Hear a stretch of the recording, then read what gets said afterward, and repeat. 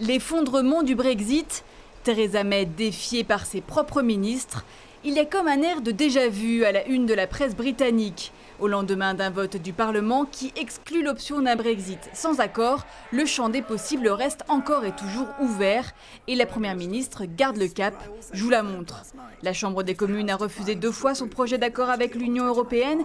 Qu'importe, elle le représentera une 3e, voire une 4e fois s'il le faut, avant la date fatidique du 29 mars. Un nombre significatif de mes collègues qui ont voté contre pourraient changer d'avis et décider de soutenir la Première ministre. Mais je crois qu'en tant que Chambre, nous devons réfléchir à comment avancer. Nous devons réfléchir à comment tenir notre promesse et répondre à la question « Que voulez-vous ?» Les parlementaires britanniques s'expriment aujourd'hui sur la possibilité d'un report du Brexit qui, s'il est voté, devra encore être approuvé par les 27.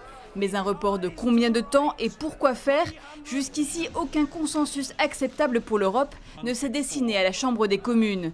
Toutefois, dans un tweet, Donald Tusk, le président du Conseil de l'Europe, ne ferme pas la porte.